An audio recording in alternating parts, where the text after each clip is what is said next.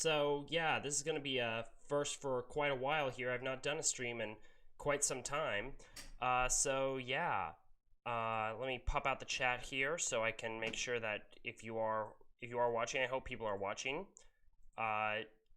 So we're just going to be talking about this recent stuff going on with the DNC and them inviting John Kasich to speak at it. Yeah, that's yeah, this is not a great situation. So, as many of you know, I am a Bernie delegate from the Kansas 3rd District, and, I know I'm in the minority both within my own delegation and within the convention more generally. I know I'm not going to, impact the final outcome of the convention because, I just realized that I'm really badly buffering here. Shit. Here, give me a sec to do something.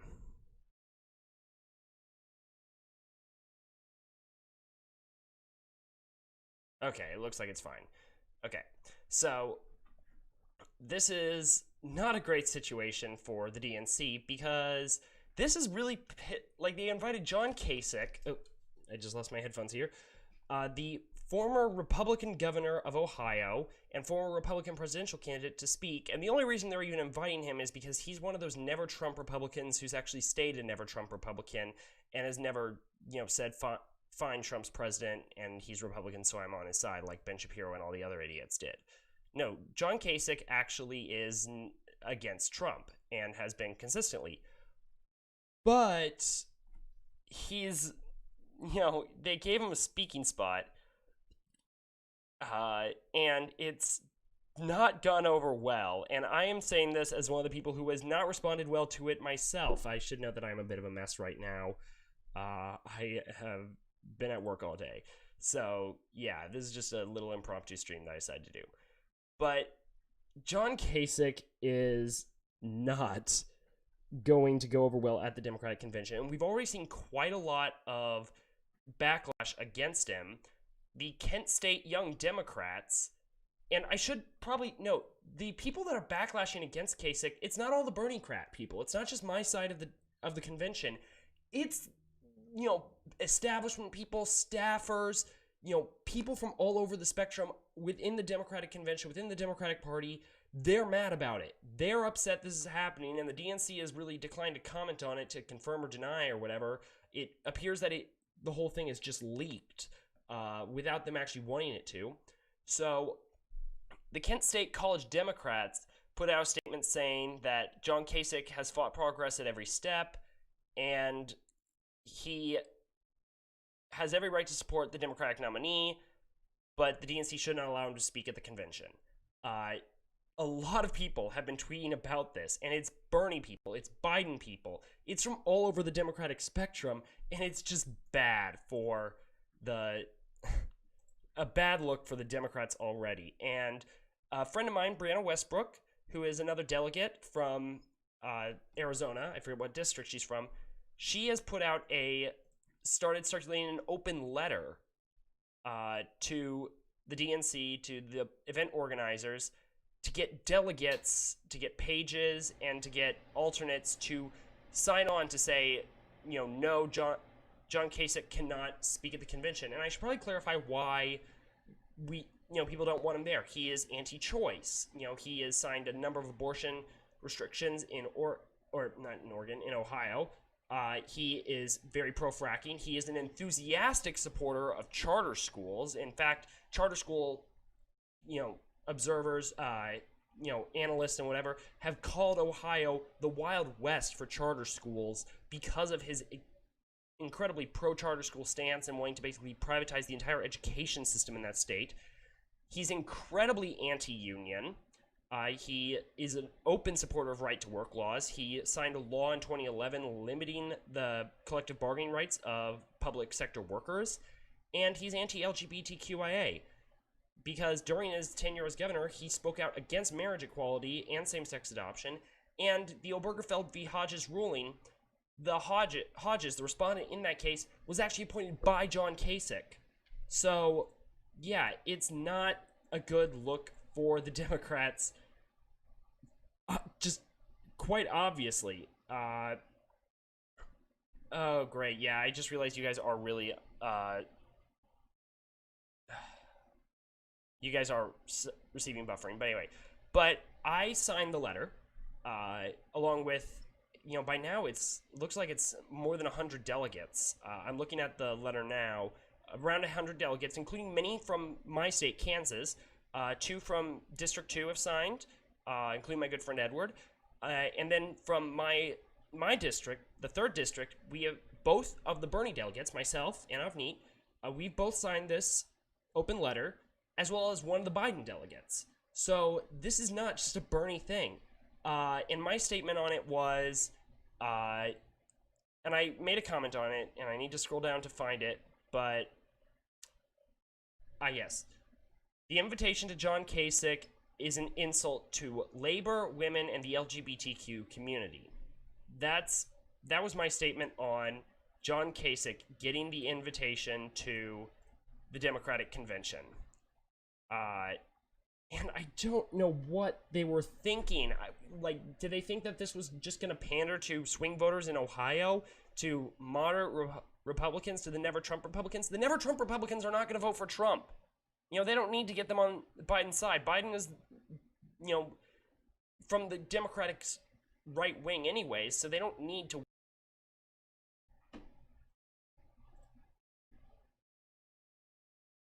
Okay. You should be getting it here in a second. I don't know what is going on with my program today. It's acting kind of weird. But yeah, a lot of people have been very upset about this, myself included. However, the people that are supporting Biden, or not supporting Biden, supporting Kasich getting a speaking spot one of them is Lindy Lee, who's a Biden delegate and Biden surrogate and utterly failed congressional candidate. She came in 9th out of 9 candidates in the primary, and she tweeted in support of this, of putting Kasich on the speaking stage at the convention, saying that it's important to put country over party at the party convention because the Republic is in danger and it's not the time for purity tests. And then she CC'd Mitt Romney on the tweet. Oh my God, that's just... Okay, Lindy, you're an idiot. Full stop. You're an idiot. I should also point out that she blocked a good friend of mine because he called her out for making anti-Semitic comments against Bernie Sanders. So, yeah, that is not a good look for her. And the fact that she has remained connected to the Biden camp is not a good look for Biden either. So, yeah, this is just a disaster, a PR nightmare for the Democratic Party, for the Democratic Convention, for Joe Biden. And I don't know what the hell they were thinking. So, yeah, the other big person to have defended this move by the Biden camp was... I can't believe I have to even talk about him. Jonathan Chait, the centrist gobshite. Oh my God, I hate having to talk about him anytime he ever comes up. I think Chapo already kind of tore him a new one anyways, but his whole thing, his whole spiel on why Kasich getting to speak at the convention is good is that conservatives are always looking for converts. The old saying goes, well, liberals are always looking for heretics.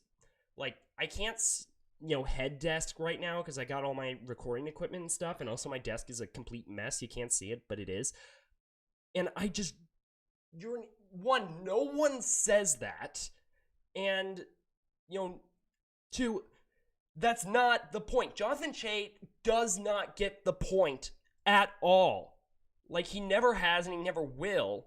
And I don't see any hope for him ever. So, just why? Why is he even here? Why is he even doing things? God, he needs to go away. But his whole article is that, it's good because it could appeal to the moderate Republicans, and it's just, God damn it. What they're trying to do is they are bringing in right-wingers to the Democratic coalition. And the problem is, this is going to anger not only the left, within the Democratic Party and those who have like one foot in, one foot out, like myself, who are ready to break at, the minute we have enough power to do a dirty break, we're going to break. That's the whole idea. But, the whole idea, but their whole theory is that, oh, we need to win over these moderate Republicans, and so, Kasich speaking at the convention is a good thing. And it's like, you're just going to piss off not just the hard left, but you're also going to piss off the moderate left. You're going to piss off, the center left of the Democratic Party, the liberals, who don't like him either. You're going to piss off pro-choice groups. You're going to piss off environmental groups. You're going to piss off labor groups, especially. Labor groups hate John Kasich with a burning passion. And part of his argument is that, oh, you didn't see the uproar from conservatives when Joe Lieberman spoke at the 2008 convention. There was a huge uproar because initially John McCain wanted to put Joe Lieberman on the Republican ticket. That's Joe Lieberman was supposed to be John McCain's running mate. And when that leaked out, there was a massive uproar from the conservative wing of the GOP. Back then, when it was still a relatively moderate party, it was still freaking extreme. But it was, you didn't have this alt-right contingent within it back then. But the Christian left or the Christian right, the Bible thumpers, the evangelicals, the gun nuts, the pro-lifers, hardcore conservatives, the proto-Tea Partiers, they lost their minds when Joe Lieberman was going to be front and center at the RNC in 2008. So yeah, I'm getting a couple comments here in the chat from E Pluribus Unum. Great to see you back on here. One of my more consistent viewers, and also Pat, former guest here, and great YouTuber. If anyone else is watching, go subscribe to his channel. But he says, I'm calling it right now. Kasich is going to run in 2024 as the woke anti-Trump Republican. I think that's possible. Romney could do it again also, but I think Kasich has a good chance of doing that too, because he was a consistent never-Trumper. The problem is I don't think he would get very far in the Republican primary, especially if he speaks at the DNC this time around. He is not going anywhere if he does that. So if he does get a speaking spot at the DNC, he is dead in the water. His political career is over.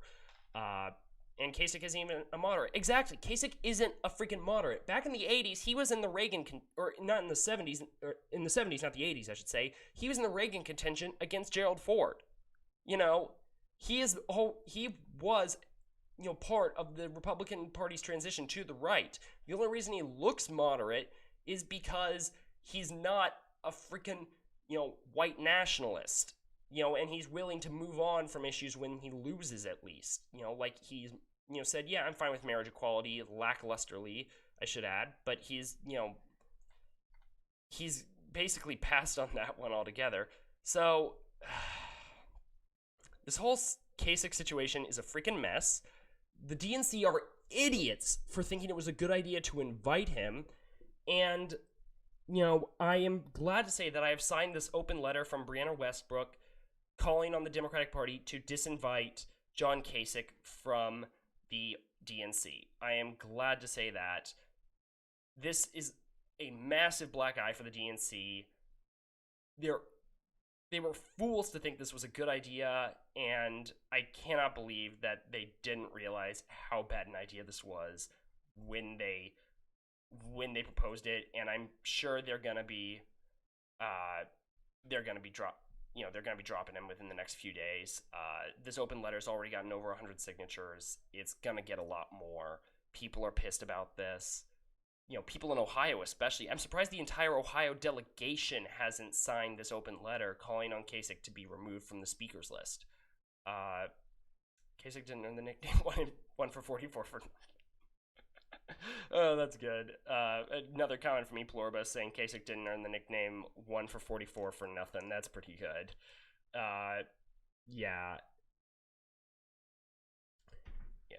It is Kasich is, it's an embarrassment to the Democratic Party that they're even considering this as an idea. Right now they are having to deal with an insurgency from the left. There's no guarantee that those on the left side of the party are even going to vote for Biden to begin with. And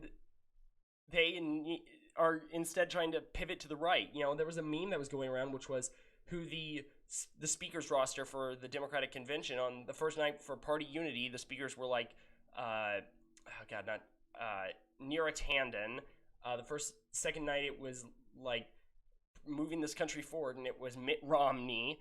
Third night it was John Kasich and Elizabeth Warren's dog. Actually, I do think Elizabeth Warren's dog should get a speaker slot because I love dogs. Because dogs are great and amazing, and they should be rewarded for not being people. And then the third night, it was Hillary Clinton accepting the nomination on behalf of Biden. Which is just... oh, God. That's... Yeah. And as I said in my podcast on this, I am not committing on how I'm voting in the November election. I am still a Bernie delegate. I am committed to Bernie Sanders until the end of the convention. That's just how being a delegate works. Even though I know he's not going to be president. And I plan to make up my mind on who I'm going to vote for on the presidential line closer to the election. I remember like 3 years ago, it was even more recent than that. It was like a year ago they were pushing for like a Hickenlooper-Kasich ticket in 2020 or a Biden-Romney ticket in 2020. Oh, great, I'm buffering again, damn it.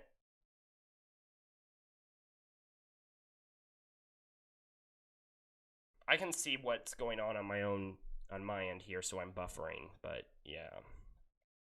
There's something wrong with my software or with the stream tonight. There is an issue.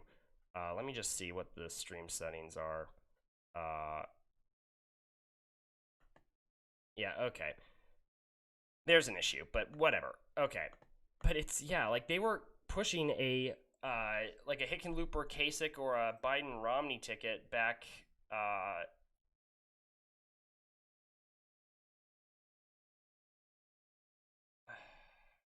come on, this thing is buffering again. God damn it. Okay, if this thing's gonna keep buffering like this, I may have to just call it a night. I also I desperately need to get a shower because I am disgusting right now. I also need to start eating better. I've not been eating great lately. I've moved to a new place, got a new job. My life's a bit of a mess right now. That's why I haven't done much content creation for a while. But I will say I do have an exciting new podcast that's going to be coming out hopefully in the next week, where I will be interviewing Brian Matlock, the so-called Republican socialist who's running for Senate in Kansas. Okay, yeah, I am having problems. Whatever.